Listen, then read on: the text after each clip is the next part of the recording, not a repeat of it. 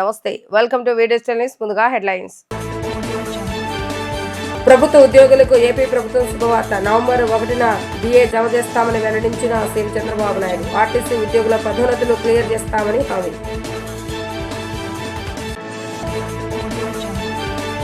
ఆస్ట్రేలియాకు చేరుకున్న మంత్రి నారా లోకేష్ కు స్వాగతం పలికిన తెలుగు ఎన్ఆర్ఐలు.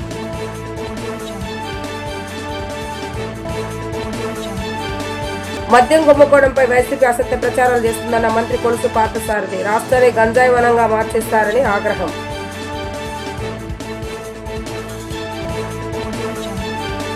రాష్ట్ర అభివృద్ధిలో ఉద్యోగుల పాత్ర కీలకమని ముఖ్యమంత్రి నారా చంద్రబాబు నాయుడు అన్నారు. ఉద్యోగులకు ఒక డిఏ ఇవ్వాలని నిర్ణయించామని ఉద్యోగులందరికీ తీపి కబుర్ను తెలియజేశారు. నవంబర్ 1వ తేదీన వారి ఖాతాలోకి జమ చేస్తామని ఈ సందర్భంగా ఆయన తెలిపారు. ఉద్యోగ సంఘాల నేతలు మంత్రులతో ఉండవల్లిలోని నివాసంలో సీఎం సమావేశమయ్యారు. అనంతరం సీఎం మీడియాతో మాట్లాడుతూ ప్రభుత్వానికి ఆర్థిక వెసులుబాటు రాగానే పిఆర్సీని అమలు చేస్తామని హామీ ఇచ్చారు. అదేవిధంగా పోలీసులకు ఒక విడత ఈఎల్సీ ఇస్తామని, దీన్ని 2 సార్లుగా నవంబర్లో 105 కోట్లు, జనవరిలో 105 కోట్లు చెల్లిస్తామని చెప్పారు. ఉద్యోగులు ఆందోళన వ్యక్తం చేస్తున్న హెల్త్ కార్డు సేవలను 60 రోజుల్లో వారి అవసరాలకు తగినట్టుగా మెరుగుపరుస్తామని తెలిపారు. అలాగే 180 రోజుల చిన్నారుల సంరక్షణ సెలవుల చైల్డ్ కేర్ లీవ్లను వారు రిటైర్డ్ అయ్యేలోగా ఎప్పుడైనా వాడుకోవచ్చని వెల్లడించారు. ఉద్యోగ సంఘాల కార్యాలయాలకు ఒకప్పుడు ఆస్తి పన్నుకి మినహాయింపు ఇచ్చామని, తర్వాత మున్సిపాలిటీల్లో ఆస్తి పన్ను కట్టాలంటూ వారికి జరిమానాల మీద జరిమానాలు వేశారని చెప్పారు. ఇప్పుడు వాటన్నిటినీ రద్దు చేస్తామని, ఇకపై ఆస్తి పన్ను కట్టాల్సిన అవసరం లేకుండా నిర్ణయం తీసుకుంటామని చెప్పారు. ఈ ప్రభుత్వం వచ్చి 15 నెలలు అయింది. ఈ 15 నెలల్లో జరిగినటువంటి ధ్వంసాన్ని కరెక్ట్ చేయడానికి ఎన్డీఏ ప్రభుత్వం రాత్రింపగళ్ళు పనిచేస్తున్నాం. అందులో పర్యవసానంగా నిన్న చూస్తే దీపావళి ముందు గూగుల్ లాంటి ప్రతిష్టాత్మకమైనటువంటి సంస్థ విశాఖపట్నం రావడం అనేది ఒక చరిత్ర. అదే సమయంలో ఈ ప్రభుత్వ యొక్క విధానం కూడా ఎవరైతే ఈ రాష్ట్రంలో ఉండే ప్రతి ఒక్కరికి, అందరి స్టేక్ హోల్డర్స్కి ఎక్కడా ఇబ్బంది లేకుండా చేయాలనేది మా యొక్క ఆలోచన. అందులో ప్రధానంగా ఎంప్లాయీస్, ఉద్యోగ సంఘాలు కానీ, ఉద్యోగస్తులు కానీ, ముఖ్యంగా రాష్ట్ర అభివృద్ధిలో ప్రధానమైన భాగస్వాములు. ఏదైతే నేను ఆ రోజు చెప్పినటువంటి సంక్షేమ కార్యక్రమాలు సూపర్ 6 ఇవి కూడా చాలా వరకు ఇచ్చి కాపాడుకుంటూ వచ్చాం. అందరికీ చేసిన తర్వాత ఎవరైతే ఎంప్లాయీస్ ఉన్నారో వాళ్ళకు కూడా నా బాధ్యత. అయితే మనసు ఉంది కానీ మార్గం లేదు. ద్వారాలన్నీ క్లోజ్ చేసేసారు, గేట్స్ అన్నీ క్లోజ్ అయిపోయినాయి. ఒకవేళ నేను ఇవ్వాలని పరిస్థితి తీసుకొచ్చారు. బట్ ఏదైనా సరే ఈరోజు ఆలోచించిన తర్వాత నాకు అనిపించింది, వీళ్ళకు కూడా మనం మళ్ళా కనీసం దీపావళి ముందు ఈ ప్రభుత్వం మీతో ఉంటుంది, అందరికీ చేసినప్పుడు నేను ఎవరిని కూడా, అందరికంటే ముఖ్యంగా వీళ్ళు హుషారుగా ఉంటేనే నేను అనుకున్న పనులు కూడా సుజావుగా జరుగుతాయి. అందుకే పిలిపించి మార్నింగ్ అంతా కూడా మాట్లాడాం. మొన్నటి నుంచే మేము ఎక్సర్సైజ్ చేస్తున్నాం. మా ఫైనాన్స్ అయితే క్లియర్గా చెప్తున్నారు, చేతులు ఎత్తేసే పరిస్థితి, మీరు చేతులు ఎత్తేసే లాభం లేదు, ఏదైనా కానీ చేయాల్సిందే, అవసరమైతే ఎట్లా అడ్జస్ట్ చేయాలని చేద్దామని చెప్పి గట్టిగా మాట్లాడి మొత్తం అడ్జస్ట్ చేసుకుంటూ వచ్చి కొన్ని నిర్ణయాలు తీసుకున్నాం. ఆ నిర్ణయాల్లో ప్రధానంగా ఒక డిఏ ఇవ్వాలని నిర్ణయం చేశాం. నవంబర్ 1 నుంచి ఇంకొక 10 రోజులు ఉంది. నవంబర్ 1 అకౌంట్లో అడ్జస్ట్ చేసి ఈ ఒక డిఏ ఇస్తాం. ఈ డిఏ నెలవారీగా 160 crores అవుతుంది. అది ఫస్ట్ ఫేజ్, అది క్లియర్ చేస్తాం. అదే సమయంలో ఇంకొక పక్క టీచర్స్ వీళ్ళందరూ ఉన్నారు, ఇప్పుడు ఇవ్వలేకపోతున్నాం. ఎర్న్ లీవ్ కూడా పోలీసులకు మాత్రం ఒక 1 ఇన్స్టాల్మెంట్ క్లియర్ చేస్తాం. 50-50 అంటే సగం 105 కోట్లు నవంబర్లో ఇచ్చి 105 కోట్లు జనవరిలో ఇస్తాం.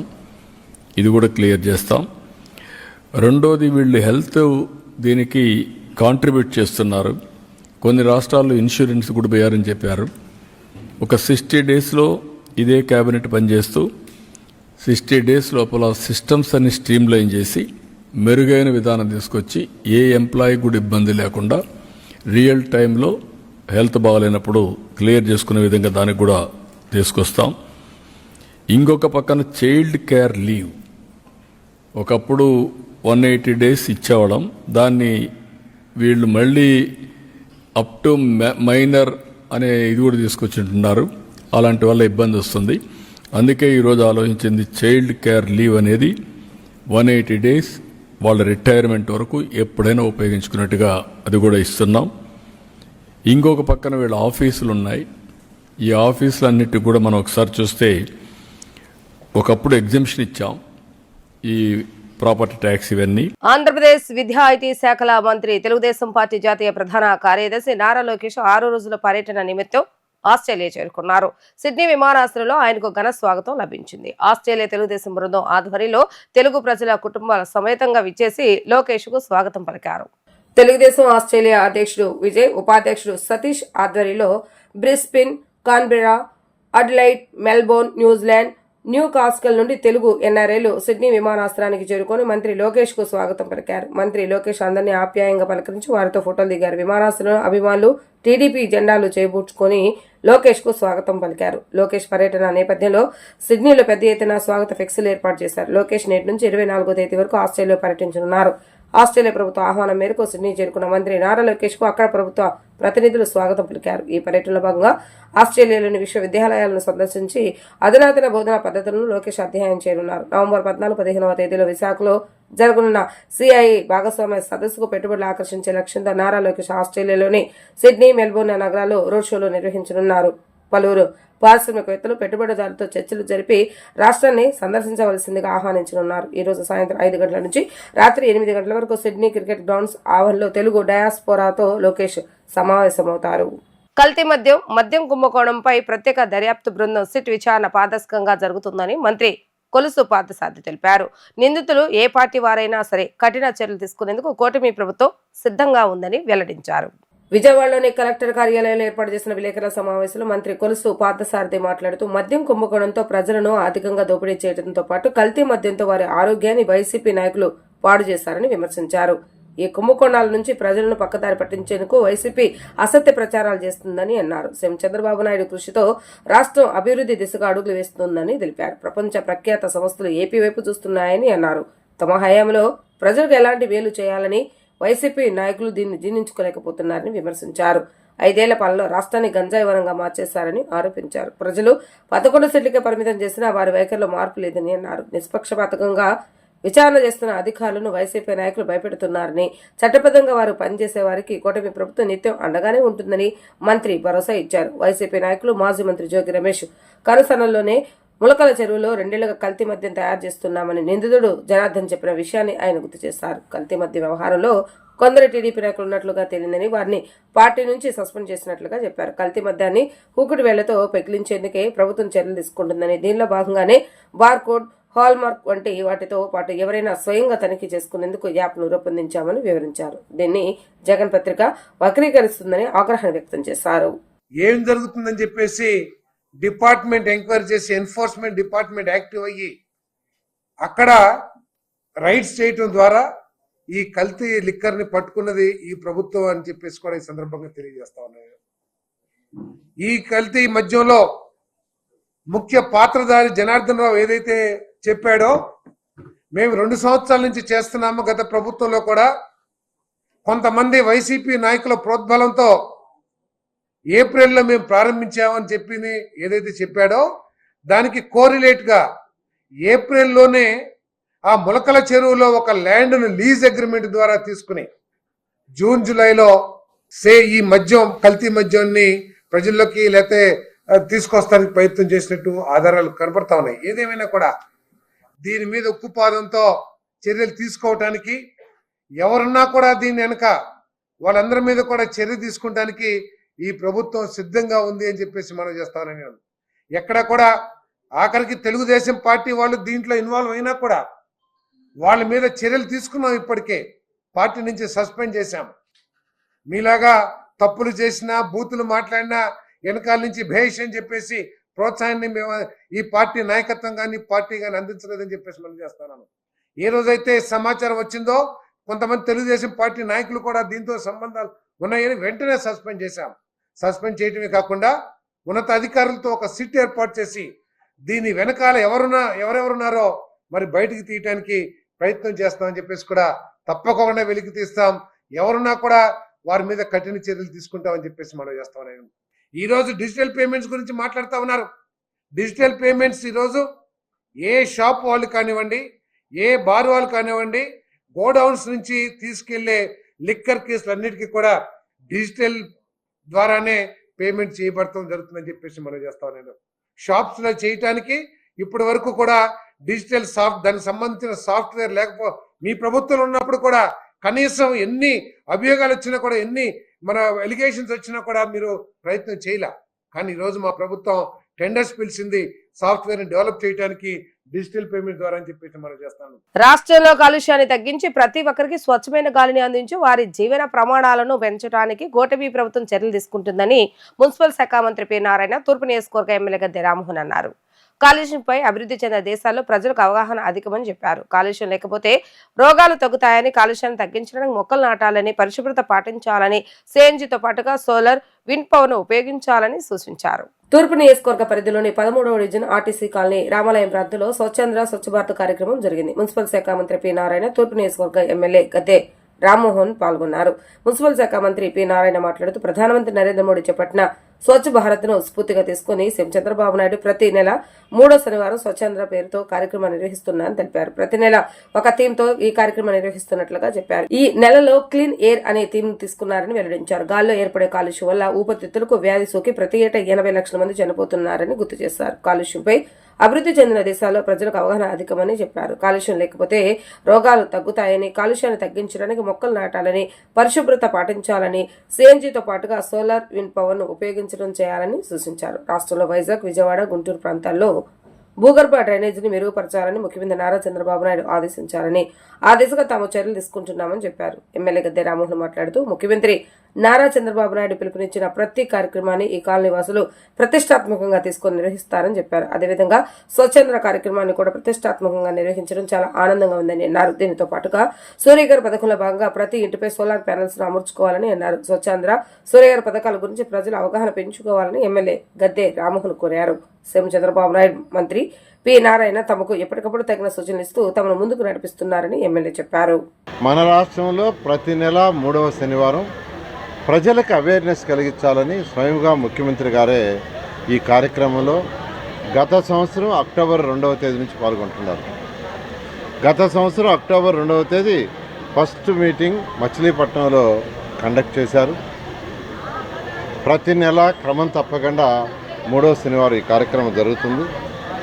ఒక్కొక్క నెలలో ఒక్కొక్క థీమ్. ఈ నెలలో అయితే క్లీన్ ఎయిర్ అంటే ప్రతి సంవత్సరం ఈ యొక్క గాలిలో ఏర్పడే అనేక పరిమాణాల వల్ల సుమారుగా 70 నుంచి 80 లక్షల మంది చనిపోతున్నారు ఊపిరితిత్తు వ్యాధులు వచ్చి. అందుకని యాక్చువల్గా ప్రజలకు అవేర్నెస్ కలిగించాలి. నిజమైన స్వచ్ఛాంధ్రాన్ని మనం సాధించాలంటే ప్రజల అవేర్నెస్ కావాలి. డెవలప్డ్ కంట్రీస్ తీసుకుంటే ఈరోజు జపాన్ కావచ్చు, సింగపూర్ కావచ్చు, రష్యా కావచ్చు, అక్కడ ప్రజల అవేర్నెస్ ఎక్కువ. అందువల్ల ప్రజల అవేర్నెస్ కలిగించాలని ముఖ్యమంత్రి గారు స్వయంగా టేకప్ చేశారు.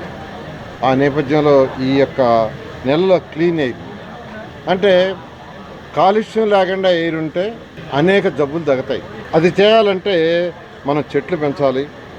పరిశ్రమల నుంచి వచ్చే యొక్క ఏదైతే కాలుష్యం ఉందో దాన్ని ప్రాపర్గా ట్రీట్ చేసి బయటికి పంపించాలి. తక్కువ డిస్టెన్స్ ఉంటే సైకిళ్ళల్లో నడిచిపోయేటట్టుగా. అదేవిధంగా గ్రీన్ ఎనర్జీకి ప్రతి ఒక్కరూ ప్రోత్సహించాలి. సోలారు, విండ్ ఎనర్జీ, సిఎన్జి ఇలాంటి అనేక కార్యక్రమాలను మనం ప్రోత్సహిస్తే ఖచ్చితంగా ఈ యొక్క క్లీన్ ఎయిర్ వస్తుంది. అయితే పెద్ద మున్సిపాలిటీస్ అయినటువంటి కార్పొరేషన్ విశాఖపట్నం, విజయవాడ, అదేవిధంగా గుంటూరు, నెల్లూరు వాటిలో అండర్ గ్రౌండ్ డ్రైనేజ్ చేయమని ముఖ్యమంత్రి గారు చెప్పారు. దాన్ని కూడా ఫండ్స్ కోసం కేంద్రంతో సంప్రదిస్తున్నాం. అయితే కొంత సమయం పడుతుంది. ఎందుకంటే గత ప్రభుత్వం చేసిన 10 లక్షల కోట్ల అప్పు తీర్చడానికే ప్రజలు కట్టే ట్యాక్స్ పోతున్నాయి. అందువల్ల దేనికైనా మ్యాచింగ్ ఫండ్ ఇవ్వాలి. అందుకని ఎంతో అనుభవం ఉన్న ముఖ్యమంత్రి గారు ఈరోజు ఎంతో అనుభవంతో వారు ఆర్థిక వ్యవస్థని గాడిలో పెట్టారు. ఇప్పుడిప్పుడే ట్రాక్లో పడుతుంది. అందువల్ల ప్రజలందరినీ ఒకటే కోరుకుంటాను, కొద్దిగా ఓపిక పడితే రాబోయే 2-3 సంవత్సరాల్లో ఏదైతే మున్సిపాలిటీలో 2014-19లో ఎంతో వేగవంతంగా పరిగెత్తించామో ఆ విధంగా రాబోయే 2-3 సంవత్సరాల్లో ఈ మున్సిపల్ శాఖలో ప్రజలైతే కోరుకున్నా అవన్నీ చేసి నిజమైన స్వచ్ఛ భారత్ని, స్వచ్ఛాంధ్రాన్ని సాధిస్తామని ప్రజలకు తెలియజేస్తారు. ప్రభుత్వ ఆదేశానుసారం రాష్ట్రంలో ప్రతిష్టాత్మకంగా తీసుకున్న స్వచ్ఛ భారత్ కానివ్వండి, లేదా సోలార్ ప్లాంట్లు కానివ్వండి, ఇవన్నీ కూడా నారా చంద్రబాబు నాయుడు గారు ప్రత్యేకమైన దృష్టి పెట్టి ఇంటింటికి ప్రచారం చేసే కార్యక్రమంలో ఈ రోజున 3వ శనివారంగా స్వచ్ఛ భారత్ గురించి, స్వచ్ఛ పర్యవేక్షణ గురించి కాలనీలు అవేర్నెస్ క్రియేట్ చేసే దానిలో 13వ డివిజన్లో, విజయవాడ తూర్పు నియోజకవర్గంలో 13వ డివిజన్లో ఈ ఆర్టీసీ కాలనీలో ఈ కార్యక్రమం ఏర్పాటు చేసుకోవడం జరిగింది. ఈ కాలనీకి ఒక ప్రత్యేకత ఉంది. ఎప్పుడు కూడా నారా చంద్రబాబు నాయుడు గారు అనౌన్స్ చేసిన ప్రతి కార్యక్రమాన్ని వీళ్ళు ఒక ప్రతిష్టాత్మకంగా తీసుకుని ఒక చెట్లు పెంచినా, లేకపోతే రోడ్ల నిర్మాణం చేసుకున్నా, శ్రమదానం ద్వారా ఏమైనా భవన నిర్మాణం చేసుకున్నా అన్ని కార్యక్రమాలను ప్రతిష్టాత్మకంగా తీసుకుంటారు. అదేవిధంగా ఈ స్వచ్ఛ భారత్ అనే కార్యక్రమాన్ని ప్రతిష్టాత్మకంగా తీసుకుని కాలనీ శుభ్రంగా పరిచే దానిలో ఇవాళ మన మంత్రివర్యులు నారాయణ గారు ఇక్కడ ప్రత్యేకంగా విచ్చేసి రాష్ట్రం యొక్క ఉద్దేశం, కేంద్ర ప్రభుత్వ ఉద్దేశాలు ఎంతో సవివరంగా చెప్పడం జరిగింది. దాంతోపాటు ప్రతి ఇంట్లో కూడా సూర్యరశ్మి ద్వారా విద్యుత్తుని సాధించే ఈ కార్యక్రమాన్ని ప్రతి ఒక్కరు కూడా ప్రోత్సహించాలని ప్రభుత్వాలు కూడా ప్రోత్సహిస్తూ ఉన్నాయి. కంపెనీలు కూడా అనేకమైన స్కీములతో ముందుకు వస్తూ ఉన్నాయి.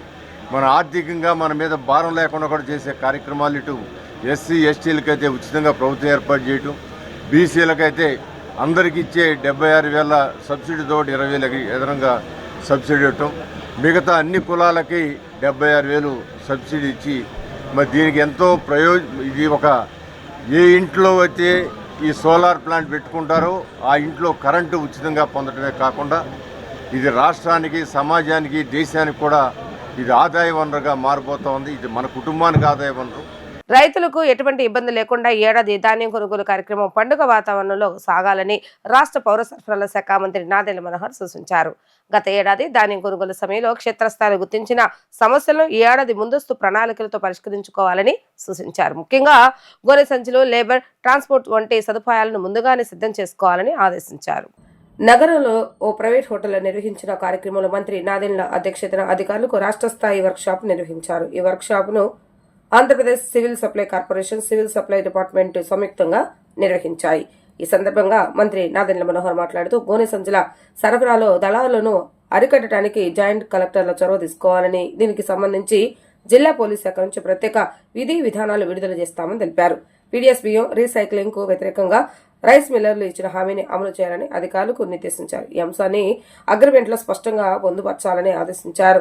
ఎఫ్సీఐకి 60 రోజుల బియ్యం సరఫరా చేసే రైస్ మిల్లులకు ప్రాధాన్యత ఇవ్వాలని తెలిపారు. ధాన్యం కొనుగోలు ప్రక్రియను రియల్ టైం గవర్నెన్స్ ద్వారా పర్యవేక్షిస్తామని, ప్రతి అంశం డాష్ బోర్డులో అందుబాటులో ఉంటుందని చెప్పారు. పారదర్శకంగా వ్యవహరించాలని ఆయన అధికారులు పిలుపునిచ్చారు. గత ఏడాది అకాల వర్షాల కారణంగా 30,000 టార్ఫీలను పంపిణీ చేస్తున్నట్లుగా గుర్తు చేశారు. ఈసారి కూడా అవసరాన్ని బట్టి ముందస్తుగా టార్ఫీలను సిద్ధం చేసుకోవాలని సూచించారు. The staff at the Raitu Sahaya Kendras, the DEOs, the technical assistants and the custodian officers, వీళ్ళందరికీ కూడా ఎంపవర్మెంట్ ట్రైనింగ్ మాన్జరి గారు when he was there, he started a very good initiative. So that's close to 10,700 people on the ground. And look at the way the requirement for labor has increased. Last year was 24,000. This year is going to be 34,000. Similarly, transport. Last year was 25,235 vehicles. This year we are already looking at 31,000 vehicles. So there's a huge leap in our requirements in the way we have to plan ahead. The reason I'm giving you these small bits of information is that you look at it from a larger perspective. A detailed planning will ensure that we are successful. Logistics is very very important. ఎందుకంటే అకాల వర్షాల వల్లనే మనకి ఎక్కువ సమస్యలు వస్తాయి. ఇప్పుడే ఢిల్లీరావు గారితో నేను గతంలో మాన్జర్ గారితో లాస్ట్ ఇయర్ కూడా మేము కొన్ని జిల్లాల్లో చేసాం. జాయింట్ కలెక్టర్స్కి మేము అవకాశం కల్పించాం టార్పాలిన్స్ కొనమని. సో ఈసారి కూడా ఆ వెసులుబాటు కల్పించి దాదాపు ఒక 30,000 టార్పాలిన్లు ఉచితంగా, లాస్ట్ టైం 50% సబ్సిడీ అన్నాం, ఈసారి 100% సబ్సిడీ తోటి మన రైతులకి ఆ టార్పాలిన్స్ మీరు జిల్లా స్థాయిలో కొనుగోలు చేసి వాళ్ళకి అందించే విధంగా మీరు ప్రిపేర్ అవ్వాలి. అకాల వర్షాల్లో ఎవరు కూడా నష్టపోకుండా ఆ రైతులకి మీరు ఆ వెసులుబాటు కల్పించే విధంగా we will release advance amounts to all of you for tarpaulins purchase. And additionally, whenever there's a requirement across the state, we are always there for you to fall back on. So నిన్న millers conference జరిగింది. అందులో 2-3 keen critical initiatives we wanted to take up this year. One is, as a standard, we announced that bank guarantees are completely electronic now. We are not taking anything physical. So 35 banks, our Commissioner Garu has listed, and all 35 banks, they can do the e-bank guarantee system. And we are going to give 1:2 across the state. So there won't be any deviation in this, and there's a very clear approach in dealing with this. గనీస్ విషయంలో ఇంకా కొంచెం clarity రావాలి. మనకున్న requirement, క్షేత్రస్థాయిలో ఉన్న వాస్తవ పరిస్థితులు, ఈ దళారుల వ్యవస్థ, దీని గురించి మీరు కొంచెం లోతుగా అధ్యయనం చేసుకోవాలి. పర్యావరణ పరిరక్షణ స్వచ్ఛంద కార్యక్రమంలో భాగంగా విజయవాడలో కృష్ణా మిల్క్ యూనియన్ ఆధ్వర్యంలో భారీ సైకిల్ ర్యాలీ నిర్వహించారు. వంటలోని విజయ డైరీ నుంచి ప్రారంభమైన సైకిల్ ర్యాలీ ప్రధాన రహదారుల మీదుగా విఎంసీ ప్రధాన కార్యాలయం వరకు కొనసాగింది. ర్యాలీలో విజయ డైరీ ఉద్యోగులు, పాలక మండలి సభ్యులు పాల్గొన్నారు. స్వచ్ఛంద స్వర్ణాంధ్ర కార్యక్రమంలో భాగంగా విజయవాడలో కృష్ణా మిల్క్ యూనియన్ ఆధ్వర్యంలో సైకిల్ ర్యాలీ నిర్వహించారు. వంటలోని విజయ డైరీ నుంచి మున్సిపల్ కార్పొరేషన్ ప్రధాన కార్యాలయం వరకు ఈ సైకిల్ ర్యాలీ కొనసాగింది. అనంతరం విఎంసీ ఎదురుగా ఉన్న ఖాళీ స్థలంతో పాటు సీతమ్మవారి పాదాల ప్రాంతాల్లో చెత్తను తొలగించారు. చీపుళ్లతో చెత్తను ఊడ్చి శుభ్రం చేశారు. సందర్భంగా యూనియన్ చైర్మన్ చలసాని ఆంజనేయులు మాట్లాడుతూ ఇటీవల తమ డైరీతో పాటు వీరవల్లి మిల్క్ ప్లాంట్ కు జాతీయ స్థాయి స్వచ్ఛతా హీ సేవ అవార్డు రావడం ఎంతో సంతోషకరమని అన్నారు. సీఎం చంద్రబాబు నాయుడు ఆలోచనలకు అనుగుణంగా శుభ్రత అనేది తమ ప్లాంట్ కి పరిమితం కాకుండా తమ ప్రాంతాల్లో కూడా స్వచ్ఛంద కార్యక్రమాల్లో భాగస్వాములు కావాలని ఉద్యోగులు, కృష్ణా మిల్క్ యూనియన్ పాలక మండలి నిర్ణయం తీసుకుందని అన్నారు. అందులో భాగంగానే బహిరంగ ప్రదేశాల్లో చెత్తను తొలగిస్తున్నట్లుగా ఆయన తెలిపారు. మనం చేసే పనుల్లో కూడా మార్పు రావాలన్న ఉద్దేశంతో కాలుష్యాన్ని నివారించేందుకు సైకిల్ ర్యాలీని చేపట్టినట్లుగా ఆంజనేయులు వెల్లడించారు. స్వచ్ఛాంధ్రప్రదేశ్, స్వర్ణాంధ్రప్రదేశ్, మనిషి దగ్గర నుంచి ప్రాంతం అంతా కూడా పరిశుభ్రంగా ఉండాలి. వ్యక్తికి మనిషి ఎంత శుభ్రంగా ఉంటాడో ఈ రాష్ట్రాన్ని కూడా అంత పరిశుభ్రంగా ఉండాలనే లక్ష్యంతో చేస్తున్నటువంటి ఈ ప్రమాణాల్లో కానీ ఈ చేస్తున్నటువంటి ఆచరణలో మేము కూడా కృష్ణా మిల్క్ యూనియన్ 150 కుటుంబాలకు సంబంధించినటువంటి సంస్థ, మా పాలకవర్గ సభ్యులు కానీ, ఇవాళ ఉద్యోగస్తులు కానీ మేము కూడా ఒక నిర్ణయం తీసుకుని వారానికి ఒకరోజు శనివారం నాడు మోటార్ సైకిల్, అలాగే కార్లు కాకుండా పబ్లిక్ ట్రాన్స్పోర్ట్ కానీ లేదా సైకిల్స్ ద్వారా కానీ మనం వారానికి ఒకరోజు ప్రయాణం చేయాలి. కాలుష్యాన్ని నివారించాలి. అలాగే పరిసరాల్లో ఉన్నటువంటి ప్రాంతం, మేము మొన్న వీరవల్లి చెందినటువంటి మా డైరీ రాష్ట్రంలో స్వచ్ఛతతో ప్రప్రథమ స్థానంలో వచ్చింది. అలాగే విజయవాడలో ఉన్నటువంటి డైరీ కూడా ఎంత పరిశుభ్రంగా మా ఉద్యోగస్తులు ప్రతి సెకను కూడా ఎంత శుభ్రంగా ఉంచుతారో, ఇంటిని ఎంత శుభ్రంగా ఉంచుతారో, కృష్ణా మిల్క్ని చెందిన సంస్థలన్నింటినీ కూడా అంత పరిశుభ్రంగా ఉంచుతారు. ఈ ప్రాంతంలో మేము ఈ ప్రాంతానికి కూడా ఒక అవేర్నెస్ ప్రోగ్రాం చేయాలి, మేము కూడా భాగస్వాములు ఉండాలని చెప్పి మా ఉద్యోగస్తులు మేము కూడా అందరం కూడా అనుకుని వారానికి ఒకరోజు సైకిల్ ద్వారా ప్రయాణం చేయటం, పబ్లిక్ ట్రాన్స్పోర్ట్ ద్వారా ప్రయాణం చేయటం, ఉన్నటువంటి వ్యక్తిగతమైన వాహనాల యొక్క ప్రయాణాన్ని నివారించి ఆ రకంగా ప్రయాణం చేయడంలో భాగంగా సీతమ్మవారి పాదాల దాకా సైకిల్ దాకా వెళ్ళాలనుకుంటాం. ఆ ప్రాంతంలో ఉన్నటువంటి అపరిశుభ్రతను కూడా ఆ ప్రాంతంలో శుభ్రంగా మేమందరం కూడా కలిసి క్లీన్ చేయాలని నిర్ణయం తీసుకుని ఈరోజు ఈ ప్రోగ్రాం తీసుకుని, ఇది ఇవాళ చేసే ప్రోగ్రాం కాదు, ప్రతి శనివారం కూడా మేము ఆ స్వచ్ఛత శుభ్రత మీద మా ఉద్యోగస్తులందరూ కూడా ఇప్పటికి ఇండి ఎలా శుభ్రంగా ఉంచుతారో ప్రాంతాన్ని అలా శుభ్రంగా ఉంచుతారు. దాంట్లో మేము చేయగలిగినటువంటి ప్రతి సహాయాన్ని విజయవాడ ప్రాంతంలో మేము పరిశుభ్రంగా ఉంచడానికి కావలసిన చర్యలన్నింటినీ కూడా మేము మా పార్లర్ దగ్గర కానీ ప్రతి ప్రదేశం దగ్గరగా కూడా వృధాగా ఏమీ కూడా పోనీయకుండా, ఇబ్బంది కాకుండా కావలసిన దాన్ని మళ్ళీ రీయూజ్ చేసుకునేటట్టుగా కావలసినటువంటి సౌకర్యాలన్నింటినీ కూడా తీసుకోవడానికి మేము నిర్ణయం తీసుకుని ఈరోజు ఈ కార్యక్రమాన్ని కూడా మేము సైకిల్ తొక్కే కార్యక్రమాన్ని కూడా కొనసాగిస్తున్నాం. విద్యుత్ ఉద్యోగుల సమ్మె తాత్కాలికంగా వాయిదా పడింది. కాంట్రాక్ట్ ఉద్యోగుల సమస్య మినహా మిగిలిన వాటిపై ప్రభుత్వం సానుకూలంగా స్పందించింది. ప్రధాన సమస్యల పట్ల అధికారుల నుంచి హామీ లభించడంతో సమ్మెను వాయిదా వేస్తున్నట్లుగా జేఏసీ ప్రకటించింది. అయితే అటు ప్రభుత్వం, ఇటు ఉద్యోగుల జేఏసీ తమను మోసం చేశాయని కాంట్రాక్ట్ ఉద్యోగుల జేఏసీ వాపోయింది. ఉద్యోగులకు చెల్లించవలసిన బకాయిలు, health card, retirement benefits, DA తదితర సమస్యల పరిష్కారం కోరుతూ గత కొన్ని రోజులుగా విద్యుత్ ఉద్యోగులు ఆందోళన బాట చేపట్టారు. ఒకనొక దశలో రాష్ట్ర వ్యాప్త సమ్మెకు కూడా పిలుపునిచ్చారు. దీంతో ఉన్నతాధికారులు పలు దఫాల జేఏసీ ప్రతినిధులతో చర్చలు జరిపారు. శుక్రవారం రాత్రి చర్చలు విఫలమైనాయని జేఏసీ ప్రకటించిన కొద్దిసేపటికే మళ్లీ ప్రభుత్వం నుంచి చర్చలకు పిలుపు వచ్చింది. తెల్లవారుజామున 3 గంటల వరకు చర్చలు జరిపారు. అనంతరం బయటకు వచ్చిన జేఏసీ ప్రతినిధులు సమ్మెను వాయిదా వేస్తున్నట్లుగా ప్రకటించారు. అయితే ఈ నిర్ణయం పట్ల కాంట్రాక్ట్ ఉద్యోగులు జేఏసీ అసంతృప్తి వెల్లబుచ్చారు. అటు ప్రభుత్వం, ఇటు జేఏసీ ఇరువురు తమను వాడుకొని వదిలేశారని, తమ భవిష్యత్తు కార్యాచరణ త్వరలోనే ప్రకటిస్తామని అన్నారు. ఏదైతే మేము డిమాండ్లు పెట్టామో ఆ డిమాండ్లలో కొన్ని మాత్రం పరిష్కారం అయ్యాయి, కొన్ని పరిష్కారం కాలేదు. ఆశించినంత ఫలితాలైతే రాలేదు. కాంట్రాక్ట్ కార్మికుల ఇష్యూ మీద మేము చాలా ఆశలు పెట్టుకున్నాం. కాంట్రాక్ట్ కార్మికులు కూడా ఉద్యమం చాలా తీవ్ర రూపంగా చేశారు. కాంట్రాక్ట్ కార్మికులకు న్యాయం జరుగుతుందనేటువంటి ఆశ మాలో కూడా ఉండింది. అదే మాదిరిగా కాంట్రాక్ట్ కార్మికులు కూడా ఆశించారు. ఏదైతే విలీన ప్రక్రియ కానీ, డైరెక్ట్ రిక్రూట్మెంట్ పని కానీ, సమాన పని సమాన వేతనం కానీ, ఈ 3 డిమాండ్లు ప్రధానంగా తీసుకొని ముందుకు వెళ్ళడం జరిగింది. కానీ జరుగుతున్నటువంటి పరిస్థితులు, పరిణామాలు అన్నీ కూడా గవర్నమెంట్ అబ్కాస్ అనేటువంటిది ఒకటి తీసుకొచ్చింది. దాని మీద గ్రూప్ ఆఫ్ మినిస్టర్స్ నియమించడం జరిగింది. కాబట్టి ఈ 3 విషయాల మీద కూడా మేము గ్రూప్ ఆఫ్ మినిస్టర్స్కు మీరు ఏదైతే డిమాండ్ పెట్టారో దాన్ని రికమెండ్ చేసేసి అదే మాదిరిగా గ్రూప్ ఆఫ్ మినిస్టర్తో మీకు మీటింగ్ ఏర్పాటు చేస్తామని ఆ విషయం మీద చెప్పడం జరిగింది. కానీ మేమైతే గవర్నమెంట్కు మాకు సంబంధం లేదు. గతంలో ఎన్ఎంఆర్ నుంచి NMR, casual labour, ex casual labour, విఈడబ్ల్యూస్, కాంట్రాక్ట్ లేబరు వీళ్ళందరినీ కూడా పర్మనెంట్ ఆనాడు మా మేనేజ్మెంట్లో తీసుకున్నాయి. ఆ విధంగానే మీరు కూడా ఇప్పుడు తీసుకోవాలనేటువంటి విషయాన్ని మేము వారి ముందర చెప్పడం జరిగింది. కానీ ఈరోజు ఉన్నటువంటి పరిస్థితులకు, ఆ రోజు ఉన్నటువంటి పరిస్థితులకు భిన్నంగా ఉంది. ఆ రోజు ఏపీఎస్సీపీగా ఉన్నప్పుడు జరిగిన నిర్ణయాలకు ఈరోజు డిస్కమ్స్, ట్రాన్స్కో విడిపోయినటువంటి తర్వాత జరిగిన పరిణామాలకు చాలా వ్యత్యాసం ఉంది. ఖచ్చితంగా గవర్నమెంట్ అప్రూవల్, గవర్నమెంట్ పర్మిషన్ లేకుండా నేను చేయలేను. ఖచ్చితంగా నాకు కొంత సమయం ఇవ్వండి.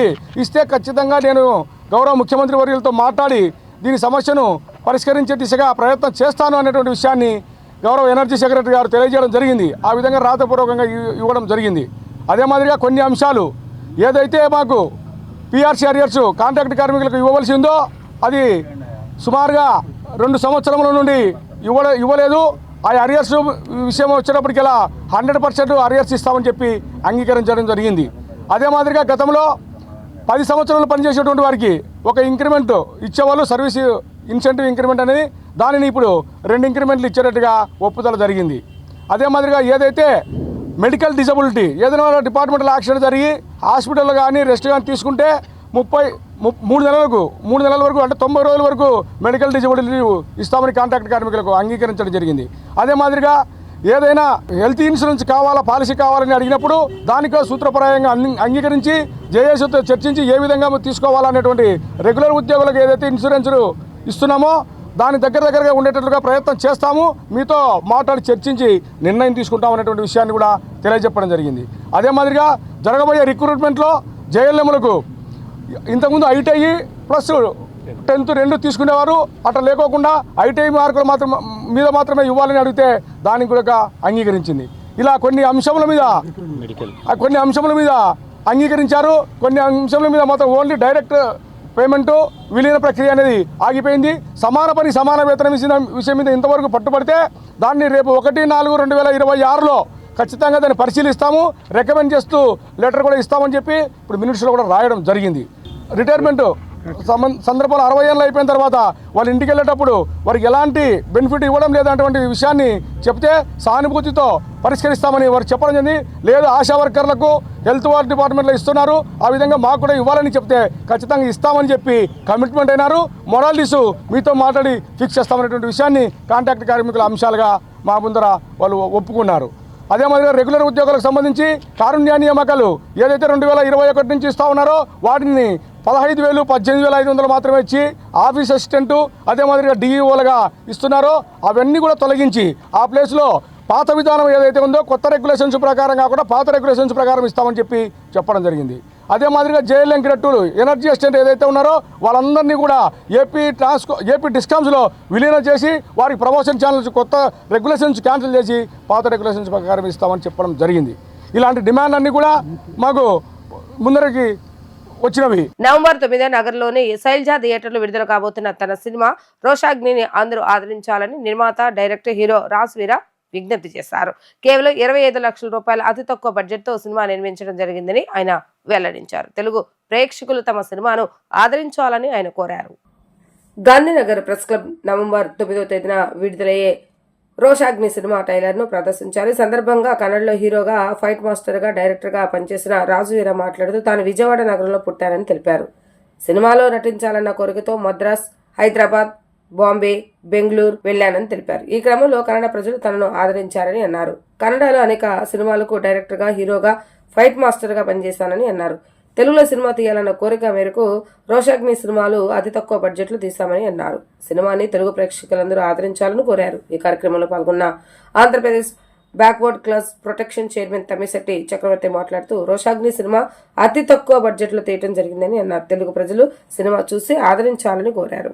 ఆ రోషాగ్నికి సృష్టికర్త అయినటువంటి రాజుగారు, అలాగే దాంట్లో డైరెక్టర్ గాను, అలాగే హీరో గాను, అలాగే ఫైట్ మాస్టర్ గాను, అది ఎడిటర్ గాను అన్ని రకాలుగా పాత్రలు పోషించినటువంటి రాజుగారికి ప్రత్యేక కృతజ్ఞతలు తెలియజేస్తూ, అలాగే ఈ యొక్క రోషాగ్ని రేపు నవంబర్ 9వ తారీఖున శైలజ థియేటర్లో రిలీజ్ కాబోతుంది. కాబట్టి అందరూ దీన్ని ఆదరించి ఇది ఒక సమాజానికి ఒక మెసేజ్ ఓరియంటెడ్ చిత్రంగానే ఇది తీశారు. కాబట్టి ఈ యొక్క ఆడబిడ్డ ఒక సెల్ఫ్ డిఫెన్స్ ఎలా చేసుకోవాలి, అలాగే ఏదైనా ఇష్యూ వచ్చినప్పుడు ఎలాగా తనకు తాను రక్షించుకోవాలనే ఉద్దేశంతో ఒక మెసేజ్ ఇవ్వడానికి సమాజానికి ఒక సినిమా రూపంలో ఒక మన రాజుగారు తీసి వాళ్ళ యొక్క అతి తక్కువ బడ్జెట్తో అతను ఎంతో గొప్పవాడు కాకపోయినా కూడా తనకున్న స్తోమతతోనే ఈ సినిమాని తీశారు. కాబట్టి అందరూ అన్ని కులాల వారు కూడా దీన్ని ఆదరించి దీన్ని ఒక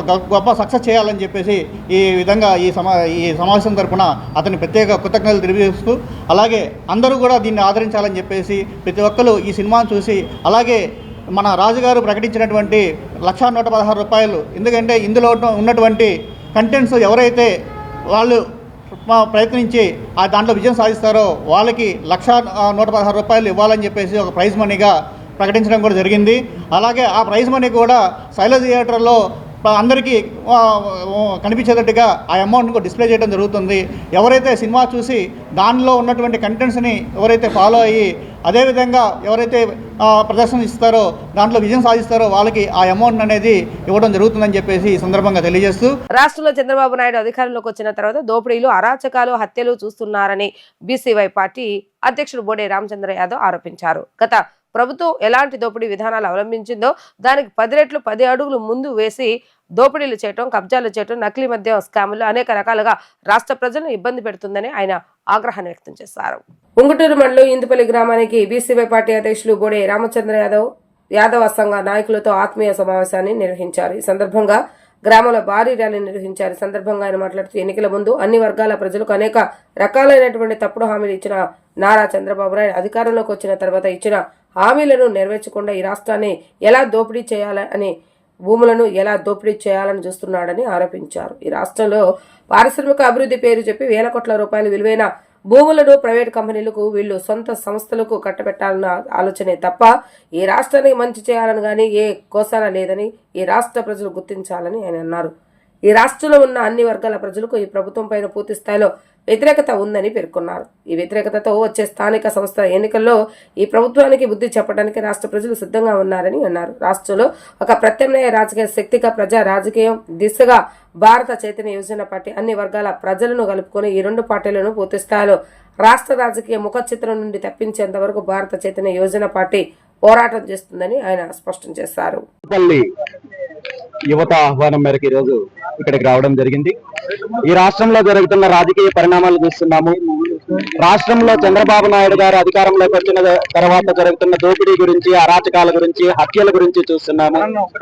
గత ప్రభుత్వం ఎలాంటి విధానాలను అవలంబించిందో దానికి 10 రెట్లు 10 అడుగులు ముందుకు వేసి మరి చంద్రబాబు నాయుడు గారి ప్రభుత్వము దోపిడీ చేయడంలో కావచ్చు, భూములను దోపిడీ చేయడంలో కావచ్చు, నకిలీ మద్యం స్కాములు లాంటి చేయడం కావచ్చు, అనేక రకాలుగా ఈ రాష్ట్ర ప్రజలను ఇబ్బంది పెట్టే కార్యక్రమం చేస్తోంది. ఎన్నికలకు ముందు అన్ని వర్గాల ప్రజలకు అనేక రకాలుగా తప్పుడు హామీలు ఇచ్చి అధికారంలోకి వచ్చిన చంద్రబాబు నాయుడు గారు అధికారంలోకి వచ్చిన తర్వాత తన హామీలను నెరవేర్చడంలో శ్రద్ధ చూపించకుండా ఈ రాష్ట్ర వనరులను ఏ విధంగా దోపిడీ చేయాలి, ఈ రాష్ట్రంలో ఉన్న భూములను ఏ విధంగా దోపిడీ చేయాలి, ఈ రాష్ట్రంలో పారిశ్రామిక అభివృద్ధి పేరు చెప్పి వేల కోట్ల రూపాయల విలువైన భూములను ప్రైవేట్ కంపెనీలకు, వీళ్ళ సొంత జోబు సంస్థలకు ఏ విధంగా కట్టిపెట్టాలి అనే ఆలోచన తప్ప ఈ రాష్ట్రానికి మంచి చేయాలని కానీ, ఈ రాష్ట్రం అభివృద్ధి చేయాలని కానీ, గతంలో చంద్రబాబు నాయుడు గారు ఇచ్చిన హామీలను నెరవేర్చాలని కానీ ఏ కోశాన లేదనేది ఈ రోజు ఈ రాష్ట్ర ప్రజలు గుర్తించారు. ఖచ్చితంగా ఈ రాష్ట్రంలో ఉన్న ప్రభుత్వం పైన పూర్తి స్థాయిలో అన్ని వర్గాల ప్రజలు వ్యతిరేకత ఉంది. ఈ వ్యతిరేకత వచ్చే స్థానిక సంస్థల ఎన్నికల్లో ప్రభుత్వానికి బుద్ధి చెప్పడానికి ఈ రాష్ట్ర ప్రజలు సిద్ధంగా ఉన్నారు.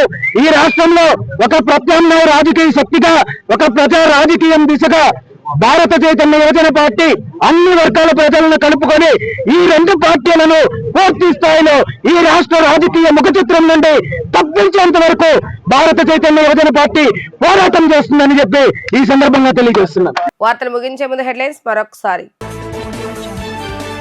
ప్రభుత్వ ఉద్యోగులకు ఏపీ ప్రభుత్వం శుభవార్త. నవంబర్ 1న డిఏ జమ చేస్తామని వెల్లడించిన సీఎం చంద్రబాబు నాయుడు. ఆర్టీసీ ఉద్యోగుల పదోన్నతులు క్లియర్ చేస్తామని హామీ. ఆస్ట్రేలియాకు చేరుకున్న మంత్రి నారా లోకేష్ కు స్వాగతం పలికిన తెలుగు ఎన్ఆర్ఐలు.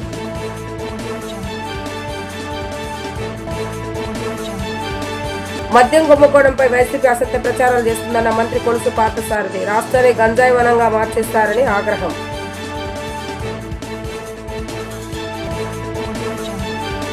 ఇవి రోజు వార్తా విశేషాలు. మరలా 3 ప్రసార వార్తలు మళ్ళీ కలుద్దాం. అందరికీ సెలవు. నమస్కారం.